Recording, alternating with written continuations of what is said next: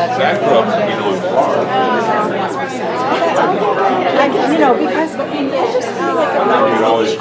Is that one of hers? What's the fan? Is that one of hers? Oh, that's wonderful. I just feel like I want to enjoy it. You never know.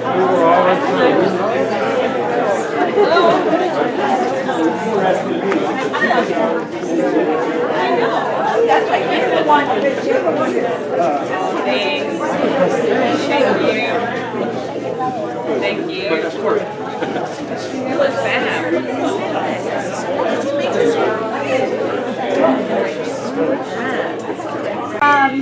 Margaret is here and she's going to say a few words, but I wanted to welcome everybody and say how absolutely thrilled we are that our famous Margaret decided to show at the Upstairs. As you can see from the work, she's a superb artist and very complicated. You have to look at you have to come back more than once to see really, because she's just amazing. Of course, she's the Joan Mitchell Award awardee, which is probably one of the greatest awards you can get as a painter in America these days, and national reputation, of course. And we're just thrilled. Margaret's on the board here and helps with the exhibitions we were just so excited when she decided, when we asked her, will you do a show? And she said yes, and we were really excited. So what I wanted to tell you is that Margaret's going to give a lecture, like a real lecture, on June 15th at 3 o'clock. So please come back. She's going to sort of go over her career and her processes and everything. So that'll be a really good thing to see and hear. So come back for that. And then we've also introduced this Lunch and Learn series, which we'd love everybody to come to for that. That is May 28th, and then that's Wednesday, and then the following 2 Wednesdays. David Henderson, who was the director of the Johnson collection in Spartanburg, is talking about the Black Mountain School. And it's going to be good. So it'll be here first, and then I think here twice, and then I think it's Spartanburg. But there'll be advertisements and stuff you can see. But anyway, I won't take any more of your time. Just thank you for coming, and thank you, Margaret. Thank you, Sarah. Everybody come on in. You're all too far away. So just real quick, I was thrilled when Sarah and Eldred and people in the exhibits asked me if I was willing to show, because this show here is pretty much a slightly altered version of the show that Jared Stephenson and I curated for the Utah Museum of Contemporary Art.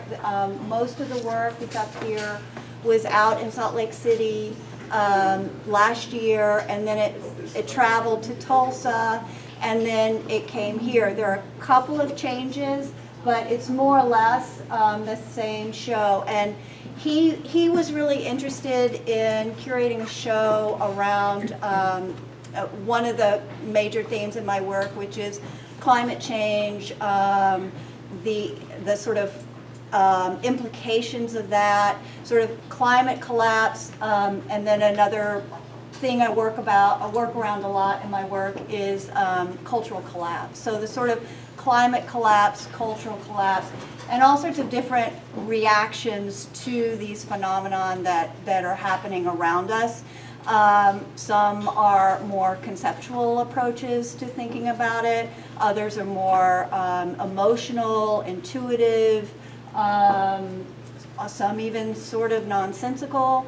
But really those are two major themes that run through the work.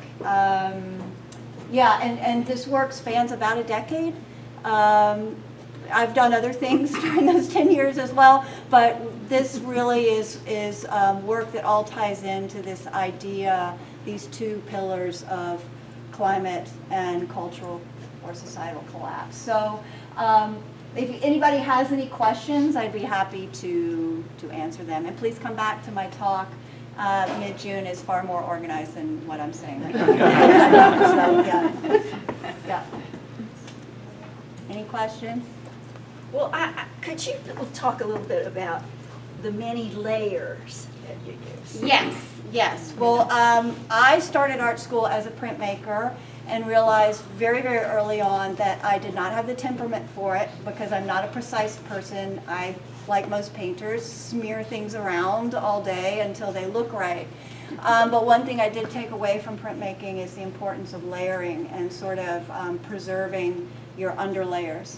And in this painting and the painting Pink Stripe there on this wall, I'm trying to think if, I think those two paintings in particular, and the other interior down there, Nature Mort, I've actually preserved the wood panel itself. I taped that off very early in the process and then put my gesso on, paint on top of that. And then I use multiple layers of tape sort of to preserve these underlayers. So this is actually the wood of the panel itself. This is more traditional painting on top, but these are early layers here with just sort of thin glazes. I work also a lot with the tension between translucent sort of glaze, veils of color, and then opacity. There's a lot of spatial, interesting things that happen spatially when you do that, and also color-wise. So they're highly layered. They come up slowly. I'm not a prolific painter, and I'm just learning how to accept that about myself. Yeah. So.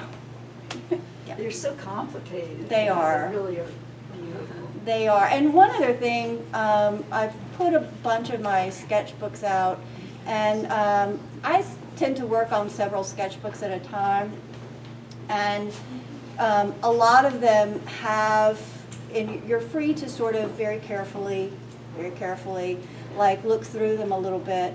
But you can see some of the ideas as they're developing in the sketchbooks, not just visual, not just drawings and visual references, but also things that I've been reading, ideas that I find interesting, ideas that I abandoned. But there are a lot of, if you look carefully, a lot of the ideas that ended up in this body of work.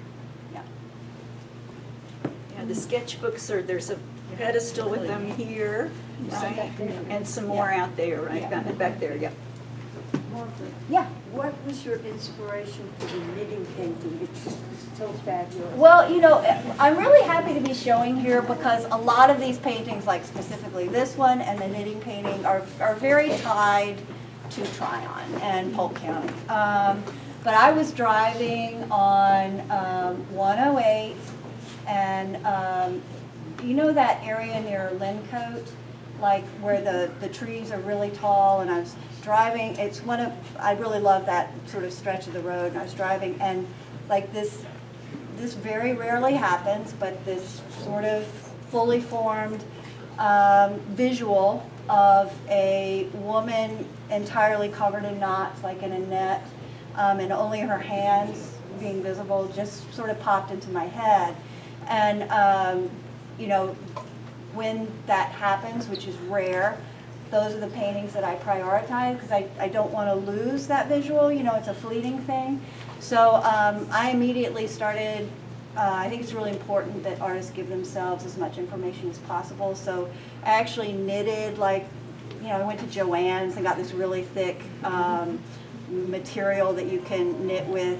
It makes these like huge fluffy blankets or something, I don't know. But I knit this really loose net, and then I put it over my son and took photographs of him. I put it on top of other people when we were on vacation, took photographs. I have a friend who knits, and I went to her house and she knit for me, and I took a bunch of photographs of her knitting. Some of you may know Keena about her. And so those are her hands in there, and just really started trying to flesh it out. But that one, I sort of, for some reason in my mind, like it's tied to Nina Simone, because I always think of Nina Simone when I'm on that stretch of road. And there are other little things that have appeared to me on that tiny little stretch of road, but yeah, it's a place that speaks to me quite often, yeah. Yeah. And Margaret, on your stamp work, when did you start cutting the stamps yourself? These? Right. Okay, so like in the sketchbooks, you'll see I draw a lot of things from nature. And some of you know that I spend a good part of the time my husband and I do out in New Mexico, and there's a trail that I really love.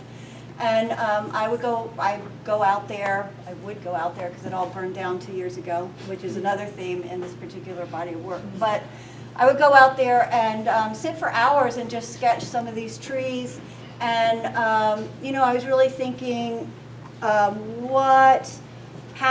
do you communicate the urgency to people who still deny that climate change is happening? So I thought, well, maybe if we bring the catastrophe into the home, which is our most intimate space, and it's the space we care about the most actively, right? Because it's ours.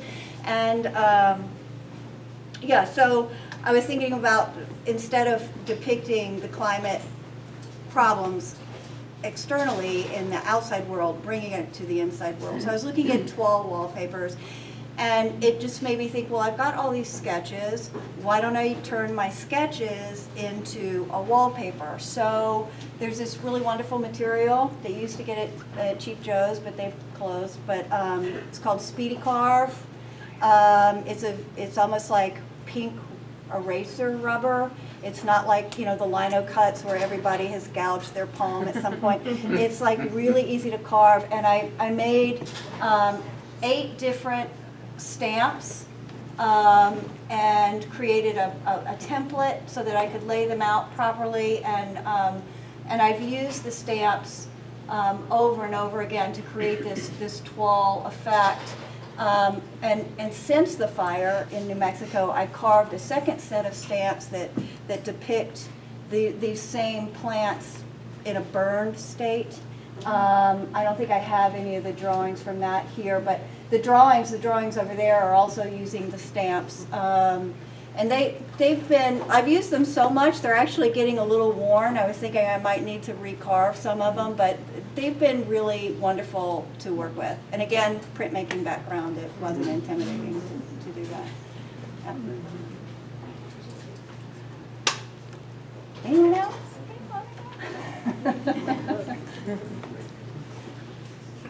Yes? Explain your wood imagery. Oh, the wood? Okay, there are a couple of things about the wood. Yes, I use a lot of wood imagery. I'm very attracted to it. Well, let me back up. I'll go way back. In the 90s, when I first moved to New York City, one of the ways I supported myself was faux painting. I would faux paint people's homes. And there are a lot of different tools you use when you're faux painting, and one of them is a wood grainer. So I learned to use a wood grainer, which is basically a brush. It just has a different, you know, it's a different type of brush. So I was familiar with that, and then as I started working, you know, with these images, I realized, well, you know, wood is not only a natural substance, right? It is our primary building material as human beings. You know, we are just such builders. We're just such beavers, always building things all the time, and so it speaks to both the natural side of our world and the cultural and constructed side of our world. Plus, it's just like a really beautiful mark when you're using these wood graining tools. So I'm really attracted to it because I just think it works on, you know, there's a split between the natural world and sort of the constructed world in this work. And wood sort of bridges that gap for me.